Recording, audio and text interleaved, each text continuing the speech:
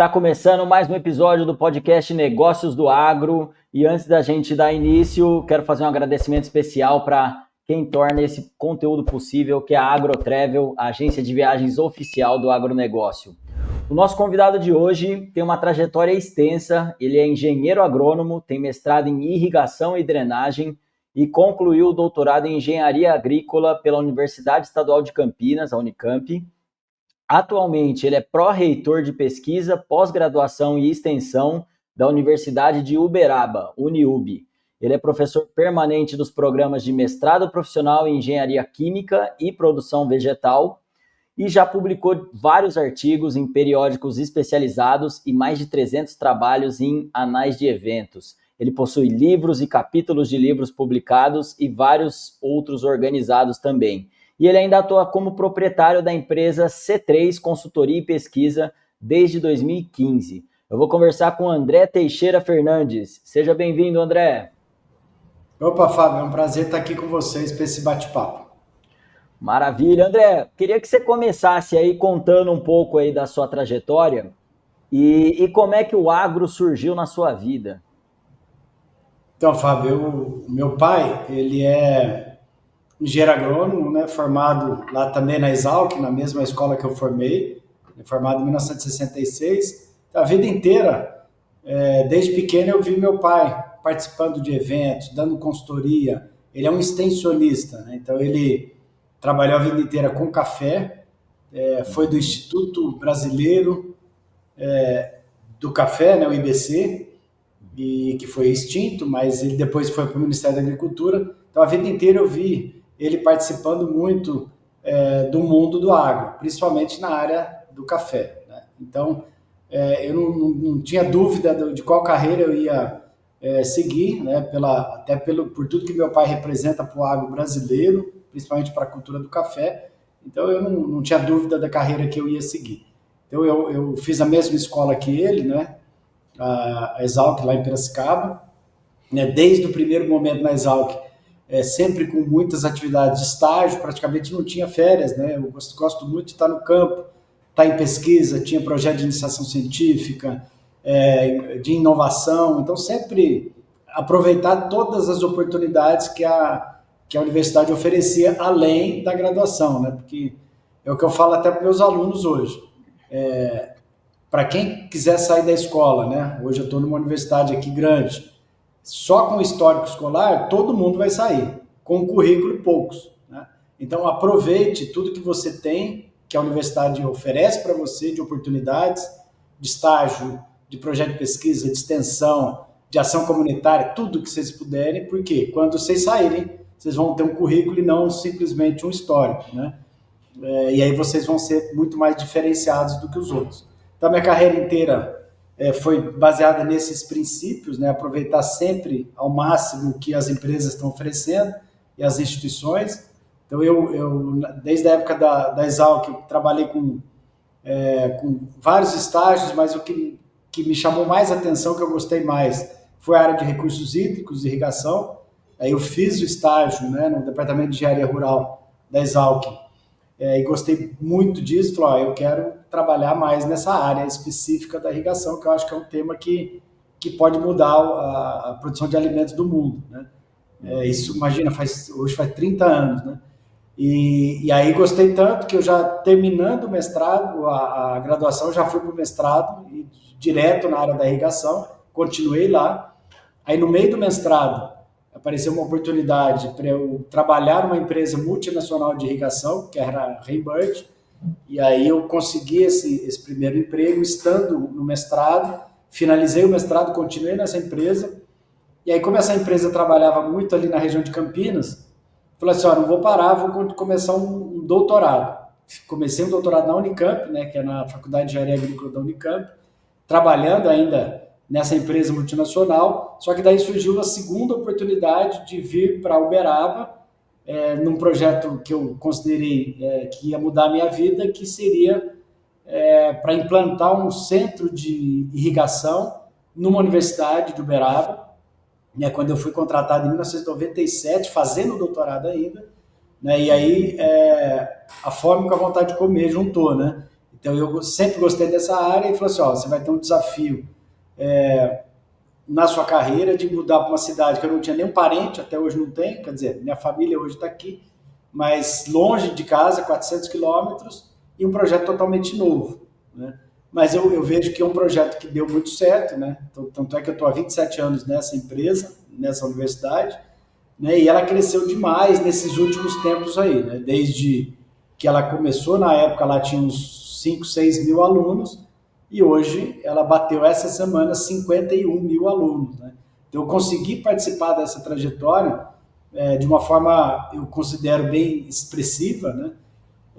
E no meio desse tumulto todo aí, né, de aula de graduação, aula de pós-graduação, pesquisa, extensão, aí eu ainda optei por ser empreendedor, né? Então, um resumão do meu histórico aí, né? Aí, em 2015, a gente criou, junto com 2 sócios, hoje a gente tem mais, são uns 4 sócios, uma empresa de consultoria e pesquisa, C3 Consultoria e Pesquisa. A gente começou na área específica do café, fazendo pesquisa para grandes empresas, e depois o negócio cresceu, né? Hoje a gente tem 12 engenheiros agrônomos trabalhando com a gente, e foi para a área também de plantas anuais, né? Principalmente a soja. Então a gente tem hoje trabalhos em café, em soja, e os próximos passos é abrir para laranja e abrir também para HF, são os hortifrutis, que também estão batendo na nossa porta, e a gente está estruturando esses projetos, além dos projetos de consultoria, projetos de pesquisa nessas grandes grupos de culturas aí que são extremamente importantes hoje para o Brasil. Legal. E dentro da C3, o foco da consultoria é na área de irrigação ou ele é mais amplo? Não, a consultoria é global, né? Então a gente atua com vários extensionistas, né? Vamos pensar em café. A gente faz consultoria em todas as áreas, desde de pensar o projeto em café, né? O que você vai plantar, se é 10 hectares, se é 20, se é 30, 50, quanto você vai ter que investir, qual a muda que você vai plantar, qual a variedade que você vai fazer, qual é a adubo que você vai colocar, né? Até o final, que é a colheita e depois a manutenção disso. Se tem área irrigada, se não tem, tudo isso a gente faz, desde o início até o colheita e pós-colheita, né? E são projetos que a gente está com grande desenvolvimento, principalmente agora, né, Fábio? Que nunca se chegou a um preço histórico tão alto do café quanto agora. Essa semana, né, o preço do café arábica chegou ontem, né, a R$ 2.650 uma saca de café. Então virou quase o ouro da agricultura, o café, né? Muito bem. E, André, voltando um pouquinho ali, estava falando da Universidade de Uberaba e eu queria que você falasse um pouco dessa pegada do agro lá, a importância do agro para a universidade que levou também a criar a Universidade do Agro, né? Queria que você falasse um pouquinho dela também. A Uniub, então, ela fez em 2024, agora que passou, 77 anos de fundação, né? Uhum. E ela trabalha com agro desde que eu entrei, né? Bem antes de eu entrar, né? Com o antigo reitor, que era o professor Mário Palmério, né? Foi o fundador da Uniub, e ele gostava muito do agro, o filho dele, atual reitor, o Marcelo Palmério, gosta demais do agro também. Então, naquela época, em 96, 97, já tinha o curso de engenharia agrícola, né?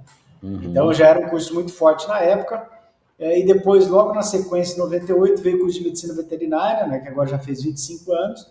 Depois foram criados vários outros cursos na área de agricultura e pecuária, cursos tecnológicos, como gestão do agronegócio. Depois vieram cursos de zootecnia e agronomia, bem lá na frente. E engraçado, Fábio, que o nosso curso de agronomia e o curso de zootecnia, eles começaram na modalidade EAD. Só depois, né, de 3 anos da criação desses cursos na modalidade EAD que a gente criou o presencial, né? E aí a ideia foi, como o agro, principalmente aqui da região do Triângulo Mineiro, Alto Paranaíba é muito forte, falou assim, por que não criar uma vertical de negócio dentro da universidade? Então a gente optou em 2022, final de 2022, juntar todos os negócios do agro dentro de uma vertical de negócio que foi chamada Universidade do Agro. Isso foi um sucesso fenomenal. Pra você ter uma ideia, já várias empresas, tanto nacionais quanto internacionais, já vieram aqui para comprar essa vertical de negócio, né? Que o reitor já deixa muito claro que não está à venda. bateu essa semana 7 mil alunos, né, em graduação, em pós-graduação, em convênio com empresa, em curso de extensão, cursos rápidos, cursos técnicos. Então, a gente tem todo o portfólio, né, para que o nosso aluno, seja de técnico, de graduação ou de pós, tenha a melhor das experiências, né? Que ele consiga ter não só dentro do muro da universidade, ele consiga ter interação com empresas, que ele tenha um estágio, ou remunerado ou sem remuneração, mas que ele tenha uma atividade que vai ajudar ele na sua atividade profissional, né? Que a gente percebeu, Fábio, muito claramente que existem muitos empregos disponíveis no agro, muitos. Só que não tem mão de obra qualificada, na maior parte das vezes, para que as empresas contratem. Então, antes de abrir essa vertical de negócio, a gente conversou com grandes empresas aí do mundo, né? Vou dar alguns exemplos aqui: a John Deere, a Jacto, a Syngenta, a Bayer, a Vale. Então, várias dessas empresas a gente optou por conversar antes, e a maior dor delas foi que elas não conseguem contratar os funcionários, né? Porque elas têm as vagas, porque esses funcionários não têm o preparo que eles precisam. Então, nada melhor do que ter essas empresas dentro daqui da universidade, do que a gente chama de ensino dual, né? Para que essas empresas depois possam nos ajudar a formar os alunos, e depois esse aluno já vai estar empregado, né? Então, essa aqui é a ideia. Então, foi uma ideia em conjunto aqui nossa, e o reitor apoiou 200%, né? Ele é super empolgado com esse projeto, e a gente está vendo só esse projeto crescer a cada dia, né? Então, nós temos hoje 2 fazendas escolas, uma bem grande entre Uberaba e Uberlândia, de 550 hectares, e uma menorzinha, que é 1/10 disso aqui dentro de Uberaba, e essa dentro de Uberaba que a gente optou por colocar os novos projetos de interação com empresas. Então, tem empresa de drone, de irrigação, de pecuária, de estufa, de você imaginar, e essa fazenda já ficou até pequena. Nós estamos procurando até áreas em torno dessa fazenda para comprar, porque é tanta gente procurando, né, para estar junto com a gente nesse projeto grandioso, que esse espaço, embora relativamente pequeno, né, 55 hectares, né, mas são 550 mil metros quadrados, não é tão pequeno assim, já ficou pequeno pela repercussão que esse projeto tomou, não só para nós aqui, como um projeto já no Brasil e até fora do Brasil. Para você ter uma ideia, a maior empresa de irrigação do mundo, que é a Vale, que é a Valmont, de pivôs centrais, a sede dela é em Uberaba. E eu, como trabalho muito tempo com irrigação, eu fui lá procurar o presidente da Vale, né, da Valmont, falei assim: vamos trabalhar com isso, coloca um pivô lá dentro para a gente fazer ensaios, para fazer pesquisa. Aí ele pensou, falou assim: vamos mais do que isso, eu estou precisando formar a mão de obra. Então, eu te dou 2 até pivôs. Então, nós vamos ter um pivô de pecuária, está instalando hoje, né, na verdade, e um de agricultura. Hoje está instalando de agricultura e outro de pecuária semana que vem, ou mês que vem. E aí, né, eles estão montando, junto com a gente, o maior centro de treinamento e irrigação do país. Só tem esse centro nos Estados Unidos, na sede da empresa, que é Nebraska, e o segundo vai ser no Brasil. Então, é um centro para 200 pessoas que toda semana vai ter 40, 50 pessoas sendo treinadas lá. E, obviamente, os nossos alunos vão estar junto com eles nesse treinamento de alto nível em irrigação. Sensacional, muito bom. Parabéns aí pelo trabalho de vocês, e é o que você falou, né? Acho que essa possibilidade aí de não só oferecer o ensino, mas já fazer essa interface com as empresas, trazer para a realidade, né? Porque às vezes a universidade fica só na teoria lá e descola um pouco da realidade, né? Acho que essa questão de trazer as empresas e essa pegada prática aí é um grande diferencial de vocês. Então, esse acho que é o caminho aí, a receita do sucesso que vocês estão tendo. E André, voltando então para a gente falar aqui da consultoria, dessa parte do café, eu queria que você comentasse um pouquinho aí quais são as principais áreas de estudos que vocês fazem aí com relação ao café e à irrigação.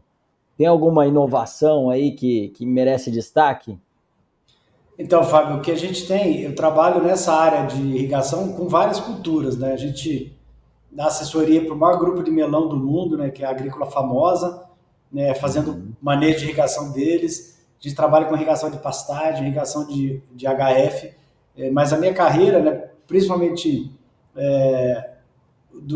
graças à experiência que eu tinha em casa, né, que meu pai sempre trabalhou com café, aí a gente começou a trabalhar com café desde a minha início lá na Exalc, né? Para você ter uma ideia, a gente tem o primeiro livro de irrigação de café do mundo, que foi eu, meu pai, como autor, e o Roberto Santinato. Isso foi em 1996. Naquela época, tinha 5.000 hectares de café irrigado, né? Que é muito pouco, né? Mas o que a gente percebeu nessa trajetória aí de 30 anos de vida de formatura que eu tenho como engenheiro agrônomo? A gente percebeu o crescimento muito interessante da adoção da irrigação na cafeicultura. Hoje, para você ter uma ideia, a gente tem mais de 600 mil hectares. Você imagina, de 5 mil para 600 mil. Já é a terceira cultura mais irrigada de todas. Ela só pede para arroz, que é a primeira, e cana, que é a segunda. Então, mas por que isso? Porque o café responde muito bem à irrigação, independente da região que ele está. Então, a gente tem um parque de cafeicultura no Brasil, que é o maior do mundo, né? Que são 2 milhões de hectares, só que a gente tem muito mais as regiões tradicionais, né? Que é sul de Minas, que é as matas de Minas, Espírito Santo, que são áreas originalmente sem irrigação.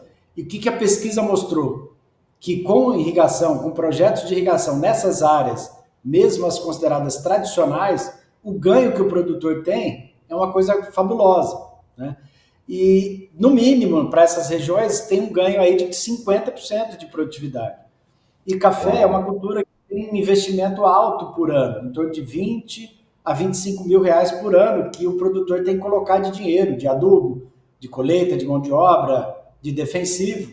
E se não chover na época certa, ele vai colher muito menos. E às vezes ele vai ficar no vermelho, né? O que a irrigação faz? Ela consegue regularizar e complementar a chuva, que está muito desigual. Então a gente sabe que café tem problema climático forte de geada, ok, frio. Só que a geada dá de 20 em 20 anos. E a seca, quando que acontece a seca? Todos os anos, né? Aí você vai falar, nossa, mas agora está chovendo. Ok, está chovendo porque é a estação de chuva. Mas o ano passado, nós ficamos aqui na nossa região 180 dias sem cair uma gota de água, né? 6 meses.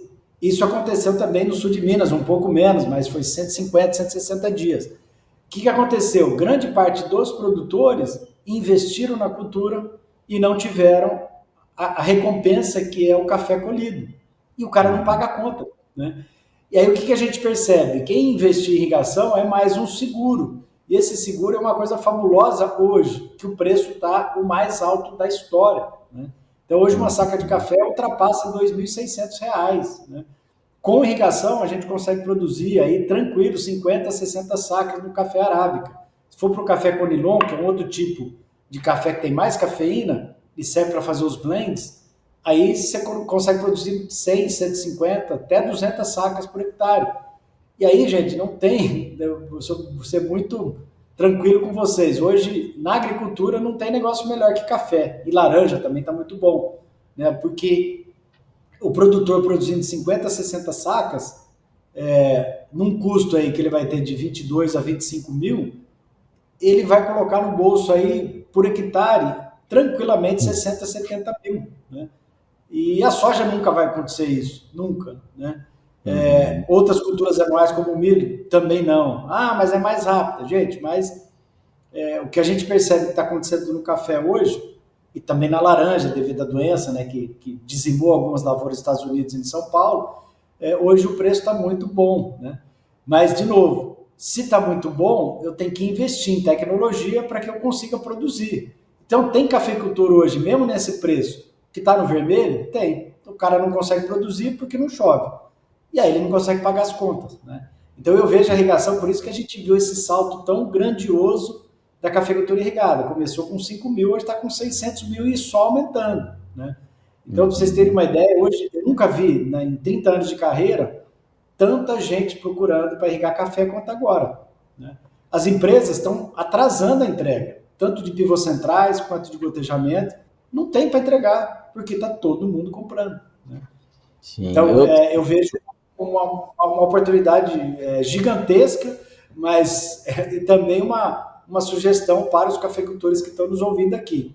Se vocês pensarem em irrigar café, procurem bem antes uma consultoria, porque o mercado está tão aquecido que vocês, para a próxima seca, e Fábio, a próxima seca está aí, em março, abril, já para de chover de novo. Né? Então não é porque está chovendo agora que você não vai ter o problema lá na frente, vai ter de novo. Né? Que a gente está mostrando que cada vez a gente tem uma concentração de chuva nos meses chuvosos. Então, falar assim, ó, está chovendo na região nossa 1.500 milímetros. Mas não adianta chover 1.500 em 3, 4 meses. Você precisa, pelo menos, 9 a 10 meses de água em cada pé de café. Né? Então, a distribuição está cada vez mais irregular. Então, eu vejo como um investimento, né, muito interessante para o produtor, seja de café, seja de soja, seja de milho, o que quer que seja, que é uma garantia que ele vai conseguir pagar as contas dele. E no café, muito mais. Ele vai pagar as contas e vai comprar mais fazenda. Sim. Sabe que eu estava ontem conversando com um produtor de café do sul de Minas e ele tem lá 500 hectares sem irrigação. E eu perguntei isso para ele. Eu falei, você não pretende colocar irrigação? E ele falou, cara, tem que pôr. Eu acredito que num futuro breve todo mundo vai irrigar, né? Por essas questões que você falou. E quando acontece uma quebra de safra como da última aí, parece que o pessoal precisa sentir, né, a dor ali para querer se movimentar e garantir esse seguro, né, como você falou. Então, eu acho que é uma tendência também e acho que nos próximos anos a gente vai ver um crescimento muito grande dos cafés irrigados, né? Não tem nenhuma dúvida, Fábio, disso. Mas é o que eu falo, né? Para você, não adianta você querer simplesmente pegar a irrigação e jogar para dentro do seu sistema de produção de sequeiro. Não é isso, né? Então, a cafeicultura irrigada não é simplesmente a cafeicultura de sequeiro, você joga a irrigação. Você tem que mudar uma série de processos dentro da fazenda. E tudo começa com a ideia inicial, por exemplo, vamos dar um exemplo desse cara, desse produtor no sul de Minas. Né? Então, ele vai chegar para mim e vai falar assim, ó, André, eu já contratei uma empresa, eu quero fazer 500 hectares de irrigação. Qualquer empresa que ele for procurar, a empresa vai falar e falar assim, ó, dá para fazer num ano. Não é assim. Né? Você tem que ter todo o preparo. Primeiro, você tem energia para isso? Você tem água para isso, que é o principal? Né? Você tem mão de obra para isso? Qual o sistema que você vai usar? Qual o investimento que você tem para fazer? Você tem dinheiro próprio? Você quer fazer investimento ou financiamento? Você tem outorga? Você tem licenciamento ambiental? Então tem um monte de coisa para fazer antes. Qual a água que você tem? A quantidade e qualidade? Né? Então tem uma série de procedimentos para serem feitos, e é o que a gente mais faz hoje, sabe, Fábio? Procurar, os produtores nos procuram para falar, ó, dos 500 hectares, quanto que eu consigo irrigar? E a gente é bem claro, ó, dos 500 você não vai conseguir fazer os 500 agora. Você precisa ter mais água, a energia precisa chegar, começa com 100. Só que esses 100 praticamente você vai pagar o seu investimento aí nos 500, né? Porque você vai ter um acréscimo de produtividade considerável, né? Principalmente em anos mais desfavoráveis climaticamente.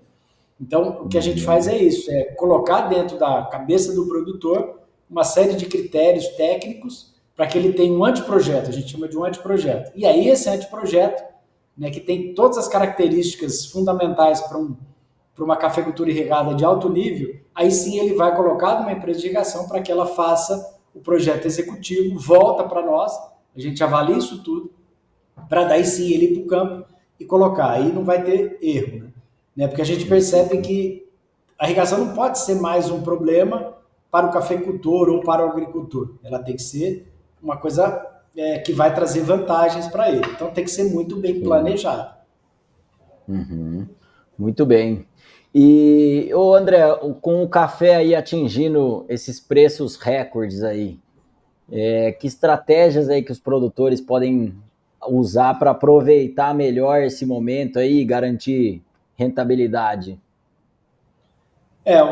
Hoje, Fábio, nesse preço que está, qualquer coisa que você fizer, mesmo fazendo um monte de coisa errada, você vai ganhar muito dinheiro. Né? Então, a conta, né, que eu faço assim, né, uma cafeicultura hoje irrigada, você tem que pegar até a calculadora para ele fazer uma continha.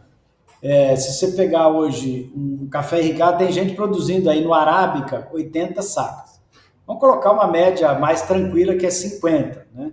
Então, você pegar 50 no preço de hoje, 2.650, você tem um faturamento de 132.500 por hectare, todo ano. Uma média aí de 45,50.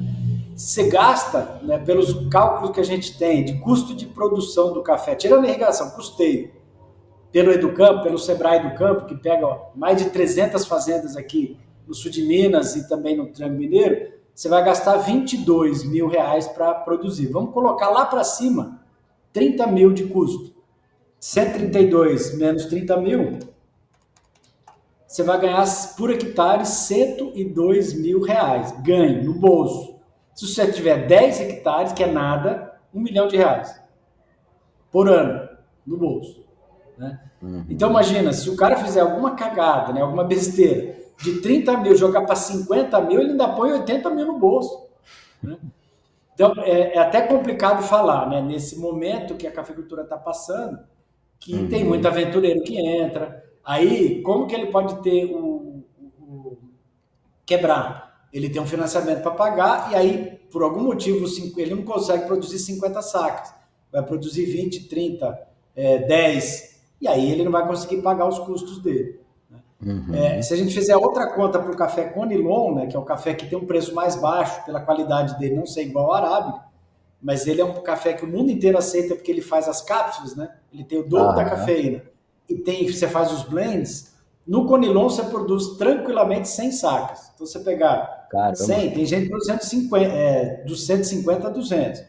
Vezes o preço que está o Conilon hoje, aí você fatura 230 mil. E vai gastar 30. No bolso, 200 mil. Né? Então, gente, nunca teve tão bom, né, igual está hoje. Mas o que a gente fala? Estruturar. Agora não é hora de ficar comprando caminhonete. Então, estrutura a sua propriedade. Reserva mais água dentro da sua propriedade. Então, o que eu falo muito para que a gente assessora. Hoje, uma fazenda que você vai comprar, ela tem que ter água. Uma fazenda sem água, para mim, não vale nada. Né? Então, se não tem água, fura um poço. Faz um reservatório enlonado. Faz uma represa. Tudo isso vai representar para você longevidade para o seu negócio e, obviamente, valoriza, né, a propriedade. Né? Porque toda fazenda que tem uma represa, que tem um sistema de irrigação, ela vale muito mais que uma fazenda que não tem nada disso. Então, procure estruturar os seus processos, né? Controlar mais seus custos de produção, né? Melhorar o seu processo de benefício do café. Pensar, obviamente, na qualidade. Né? Todo mundo quer comprar um café de qualidade, mas não precisa ser aquele café só especial. Nossa, eu só produzo um café acima de 90 pontos. Gente, isso é 1% do mercado mundial, 1%. É legal falar de especial? É. Mas, gente, no commodity está R$ 2.650 uma saca. Então, você tem que produzir o commodity, café verde. Pra você ganhar dinheiro e pagar as contas. Aí, para ganhar concurso é outra coisa. Todo mundo gosta de ganhar prêmio. Mas pega um lotezinho, prepara ele um pouquinho melhor, ganha seus prêmios lá. Né?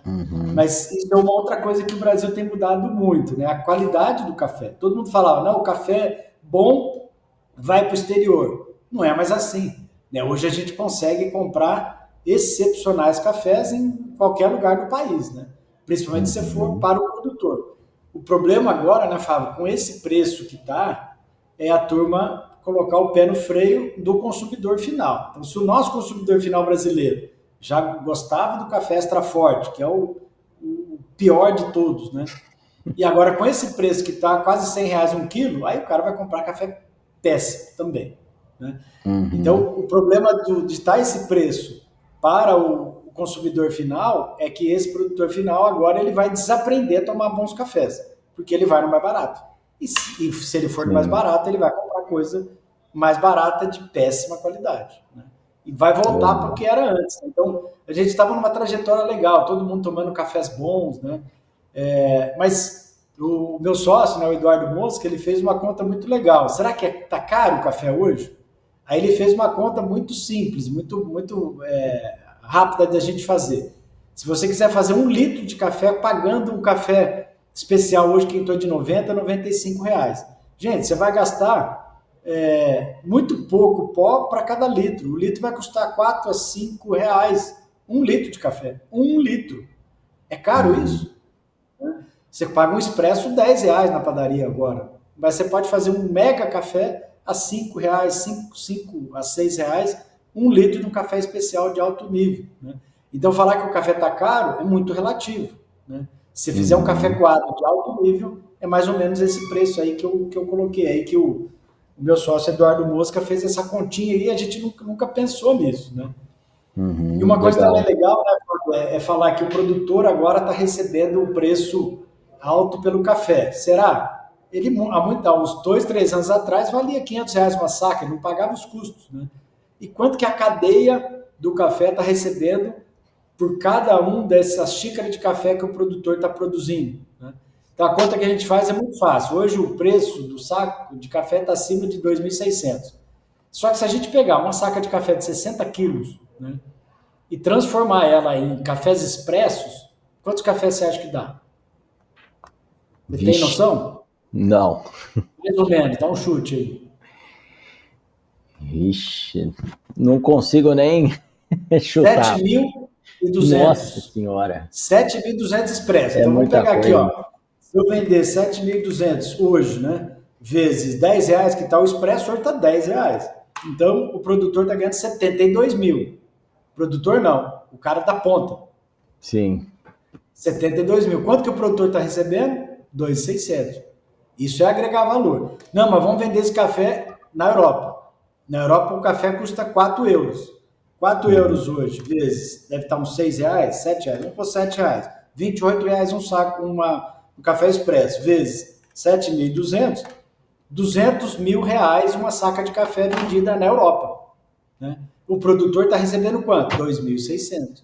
Então, olha como que é agregar valor se você transformar isso tudo num expresso, né? Ou numa cápsula de café da Nespresso ou de qualquer outra.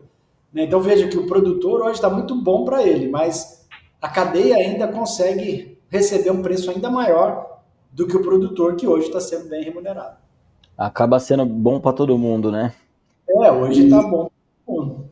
E, ô André, você acha que qual é a tendência aí para os próximos anos? Você acha que esse preço se mantém, deve regular melhor? Qual que você acha que é a expectativa aí? Essa é a pergunta de $1 milhão, né, Fábio? Saber o que vai virar, né? Porque se eu falar aqui, ó, daqui vai ficar durante 3 anos, aí todo mundo vai querer plantar café e aí o preço talvez não consiga ficar. Porque o que o preço está assim? Pela seca que a gente teve, esse é o primeiro fator. E o Brasil hoje só tinha, na época, 25% da cafeicultura irrigada, hoje tem um pouco mais. Então, 75% é sequeiro, sofreu muito mais. Segundo, o Vietnã deu uma seca maior que a nossa, e é o segundo país produtor. Quebrou a safra no Vietnã, menos café no mundo, estoques baixos, né? O dólar aumentou. Se o dólar aumentou, o que o cafeicultor fez? Exportou mais. Se exportou mais, ficou menos café aqui para nós, né? Então, tudo isso fez o preço da commodity aumentar muito no mundo, né? Outra coisa, a China começou a consumir café. Se você pegar a reta do que o Brasil está exportando para a China, é uma reta quase uma exponencial, cada vez mais. Você imagina se cada chinês, além de tomar uma xícara ou duas de chá, toma uma xícara de café. Não vai ter café para o mundo. E a China também está produzindo o próprio café para ela, né? E isso foi legal, Fábio, até uma ideia de um brasileiro que conseguiu, de um método inovador de extração do café que chama Drip Coffee. Ele fez igualzinho o chá. Então o chinês pega a água, joga num sachê de chá e faz. Como que faz no café? A mesma coisa. Abre o saquinho, coloca na xícara e joga a água em cima. Então o chinês aprendeu a tomar café com uma invenção de um brasileiro que chama Drip Coffee. E aí, só que o chinês está gostando tanto, nunca se abriram tantas cafeterias na China do que em outro lugar do mundo. É o que mais abre no mundo, é a cafeteria. E aí isso está acontecendo, só subiu o consumo na China. Então, pelo que a gente está vendo, os estoques mundiais estão baixos, né? Está sendo muito remunerativo para o cafeicultor, e a gente está percebendo que essas mudanças climáticas, ou chuva muito concentrada agora, falta depois, a geada, deu 2 geadas subsequentes em 20 e 21, que também prejudicou muito os cafeicultores, né? E os países também estão sofrendo, os concorrentes do Brasil. Colômbia está sofrendo, Vietnã está sofrendo, Indonésia está sofrendo, são os 4 maiores do mundo. Então, a Uhum. perspectiva é que durante esse ano é fato, está crescendo e vai ficar nesse preço. A próxima safra brasileira, a Conab já falou que vai ser menor do que o esperado, então isso já bombou o mercado de novo. Hoje bombou porque saiu essa notícia da Conab, né? E a Uhum. Conab é sempre as últimas que fala que vai ter uma safra menor. Imagina, até eles falaram que vai ser menor, então quer dizer que o negócio é muito promissor para esse ano e para o ano que vem, né? Agora, com esse monte de gente irrigando, um monte de gente plantando café, né? Então a gente não sabe daqui 2, 3 anos o que vai acontecer. A perspectiva é que ele não baixe, né, que é o que a gente pensa, e considera remunerativo para o cafeicultor. Não pode baixar de R$ 1.500 uma saca. Né? Isso eu acho que não Uhum. baixa mais. Chegou a 2.650. Se chegar a 1.500, gente, está ótimo. Quer dizer, está ótimo 2.600. Mas se não baixar de 1.500, já está muito bom para o produtor. Né? É lógico que um preço assim está melhor ainda para quem entra no negócio, quem está muito tempo no negócio. Legal. Eu conversei recentemente, a gente gravou um episódio aqui falando do cacau. E o cacau também tem sofrido aí essa questão da diminuição da oferta e o aumento da demanda, né? E são produtos, o cacau, o café, são produtos que, o chocolate, né, no caso, e o café são produtos ali que combinam e que também estão passando por situações semelhantes, né, de preços, momentos de preços muito altos e aí o pessoal realmente, como você falou, fica de olho ali e pode acontecer uma migração, né, de culturas vindo para o café, por exemplo, e que isso pode ser um fator relevante no futuro para regular novamente aí o preço, né?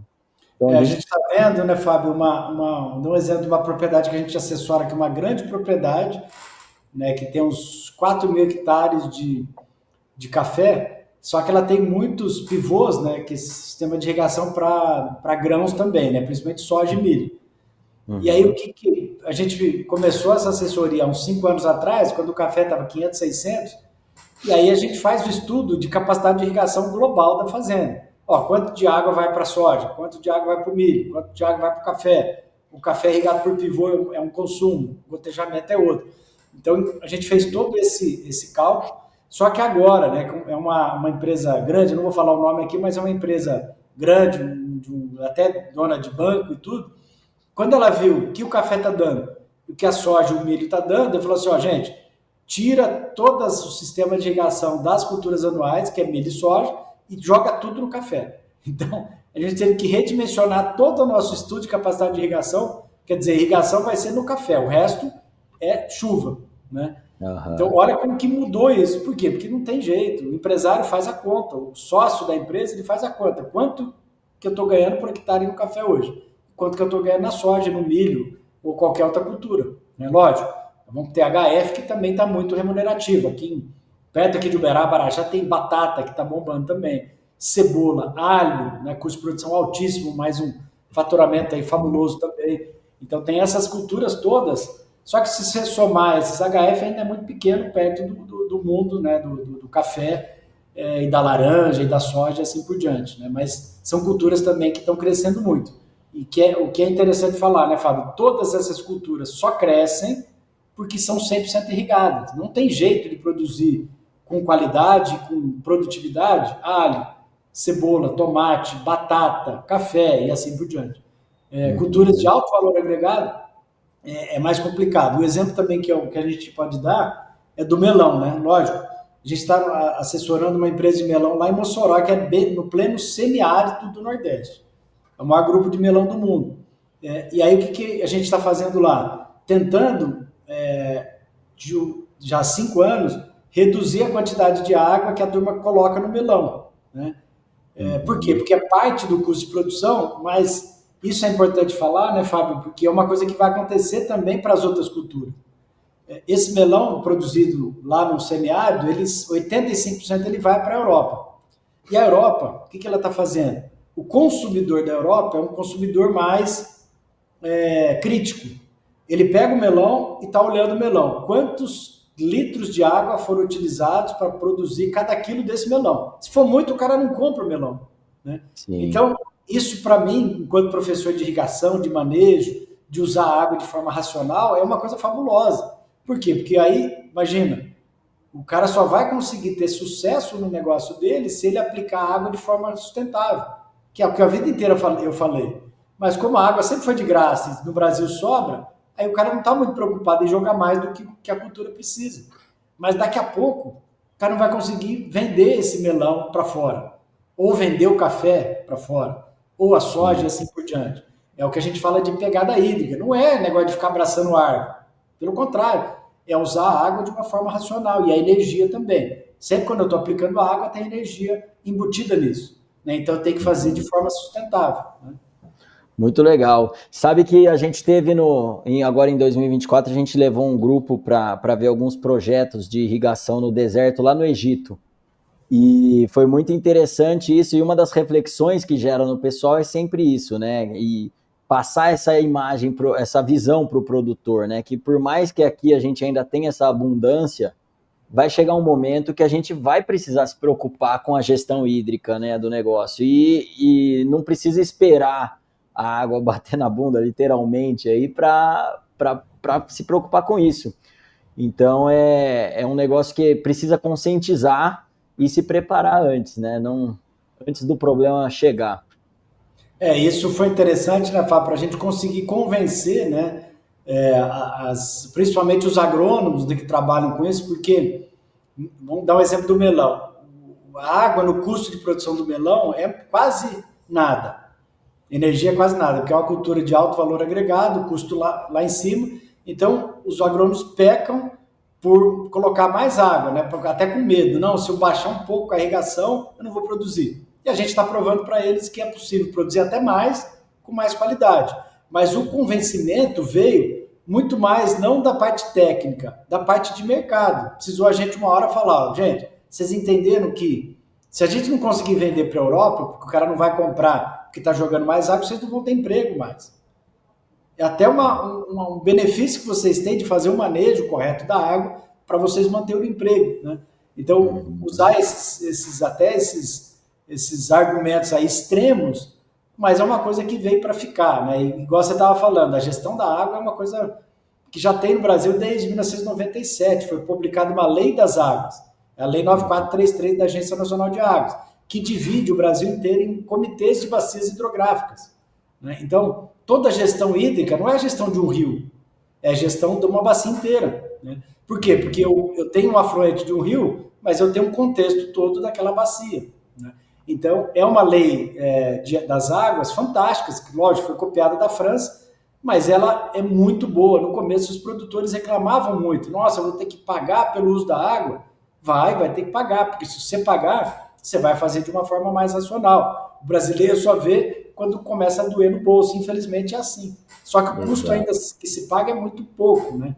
E no começo eu falava nas palestras, você vai ter que pagar pela água, é mais um imposto e tal, mas o que a gente está percebendo é que com esse pagamento da água, principalmente nas principais bacias hidrográficas do Brasil, o produtor está se conscientizando mais e está fazendo os projetos mais conscientes, está usando mecanismos de manejo de irrigação que ele não fazia antes, que a água era de graça.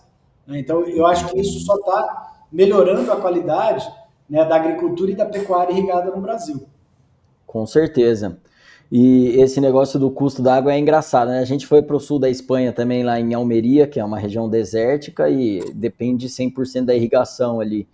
E os produtores ficaram assustados com o percentual de importância da água no custo total da produção, né? Então, esse custo da água é um negócio muito relevante lá para a produção naquela região.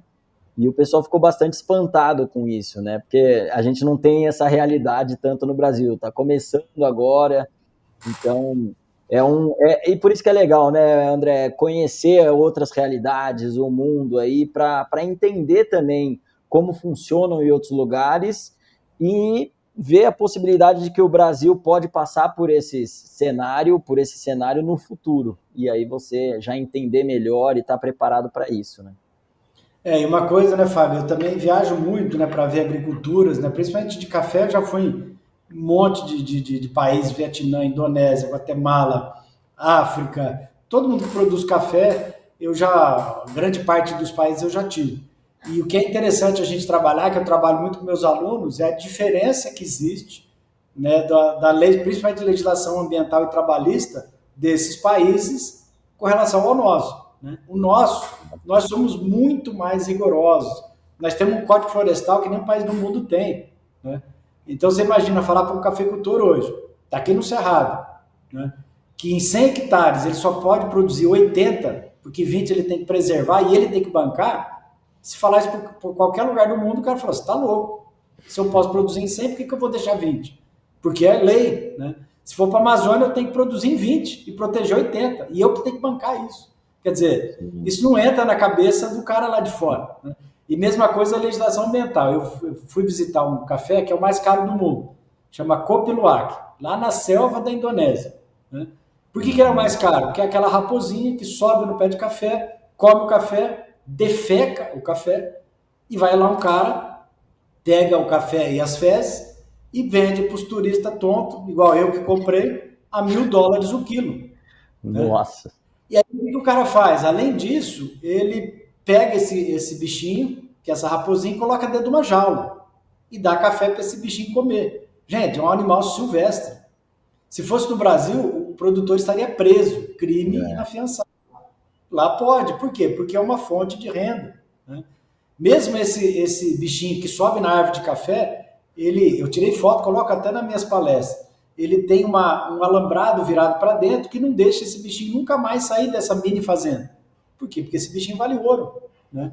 Então, a legislação ambiental e social, ela é muito diferente. E outro, Fábio, lá na Colômbia, não, na Costa Rica, uma criancinha de 10 anos colhendo café. Você imagina se pegasse uma criança de 10 anos, uma menina, colhendo café no Brasil. Preso, o produtor estaria preso. Quer dizer, realidades completamente diferentes, né, que tem, e mesmo assim o Brasil produz 38% do café do mundo.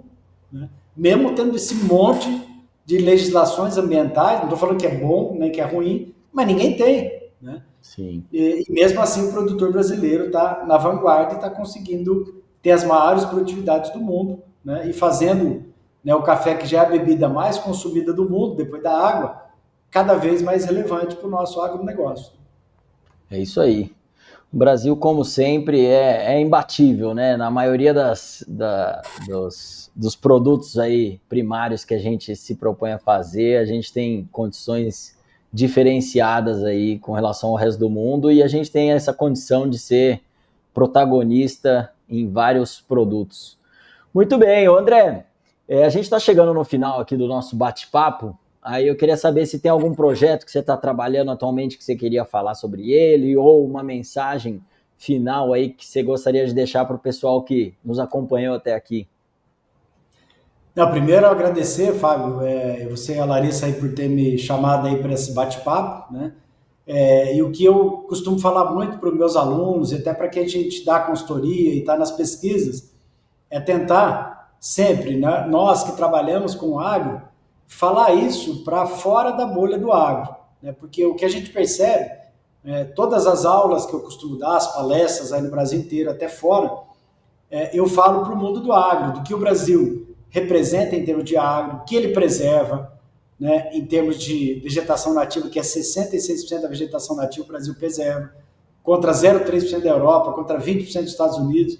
Então, nós não somos os vilões. Os vilões são quem falam que a gente é vilão, né? Que são os países que querem detonar nossa agricultura. Então, quem trabalha com agricultura, qual que é a ideia, né, que eu passo sempre? Vai jantar com o pai, com a mãe, com o vô, fala um pouquinho do agro. Fala que ele não é um agro que desmata, que queima, né? Que agride o meio ambiente. Muito pelo contrário. Tem alguns produtores que fazem, mas são muito a minoria. Né? Grande parte faz de uma forma correta. Até porque é muito melhor fazer de uma forma correta para ele, em termos financeiros, em termos de sustentabilidade.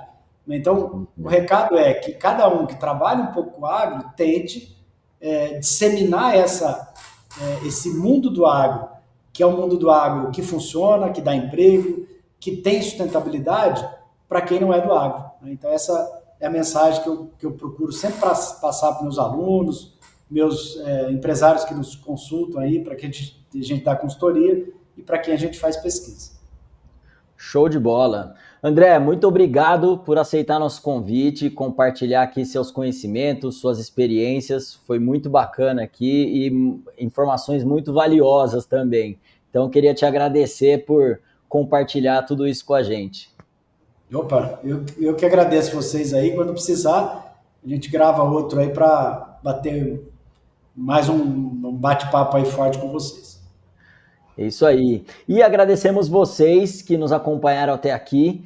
A gente vai deixar todas as informações aqui do André, da Universidade do Agro, da AgroTravel, a gente vai deixar na descrição do episódio, caso você queira saber mais e entrar em contato. E se você curtiu e quer continuar se aprofundando em temas do agro, não deixe de seguir a gente no Spotify, no YouTube, no Instagram, assim você não perde as novidades. E compartilhe esse conteúdo com os amigos para a gente poder continuar ajudando a inspirar o agro brasileiro.